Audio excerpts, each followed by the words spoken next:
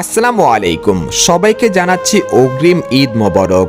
দীর্ঘ এক মাস সিয়াম সাধনার পর শুরু হতে যাচ্ছে মুসলমানদের সবচেয়ে বড় ধর্মীয় উৎসব পবিত্র ঈদ উল ফিতর। এখন সবারই মনে একটি প্রশ্ন, 2026 সালে 30টি রোজা হবে নাকি 29টি? সৌদি আরব সহ বাংলাদেশ ও ভারতের আকাশে ঠিক কবে ঈদের চাঁদ দেখা যেতে পারে? এই মুহূর্তে সৌদি আরব থেকে কি তথ্য এসেছে? এ বিষয়ে আরও বিস্তৃত জানতে হলে ভিডিওটি সম্পূর্ণ দেখুন।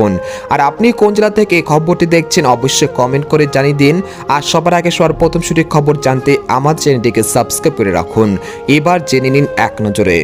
চলছে পবিত্র মাহে রমজান, তারপরে শুরু হতে যাচ্ছে মুসলমানদের সবচেয়ে বড় ধর্মীয় উৎসব পবিত্র ঈদ উল ফিতর।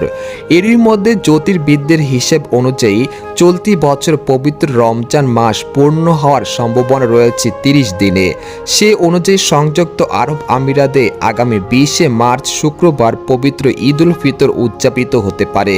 ফলে পরের দিন 21শে ফেব্রুয়ারি শনিবার বাংলাদেশ ও ভারত সহ এশিয়ার বিভিন্ন দেশে পবিত্র ঈদ উল ফিতর উদযাপিত হতে পারে। আলহামদুলিল্লাহ। এদিকে সৌদি আরবের সংশ্লিষ্ট চেয়ারম্যান জানিয়েছে, আগামী 18ই মার্চ বুধবার শাওয়াল মাসে চাঁদ আকাশে দৃশ্যমান হওয়ার সম্ভাবনা নেই। তাই পরের দিন থেকে নতুন মাস শুরু হওয়ার সম্ভাবনা অত্যন্ত কম বলে ধারণা করা হচ্ছে। এদিকে আরও জানা যায়, 19শে মার্চ বৃহস্পতিবার সংযুক্ত আরব আমিরাতে স্থানীয় সময় ভোর 5টা 23 মিনিটে শাওয়াল মাসে চাঁদের জন্ম হবে। সেদিন সূর্যাস্তের পর প্রায় 29 মিনিট চাঁদ দিগন্তের উপর অবস্থান করতে পারে। আবহাওয়া ও আকাশ পরিষ্কার থাকলে এই সময় চাঁদ দেখার সম্ভাবনা রয়েছে। তবে বরাবরের মতোই চূড়ান্ত সিদ্ধান্ত আসবে চাঁদ দেখার উপরে। তো এই ছিল খবর। এরকম লিস্টিং খবর জানতে আমাদের সাথেই থাকুন। ধন্যবাদ।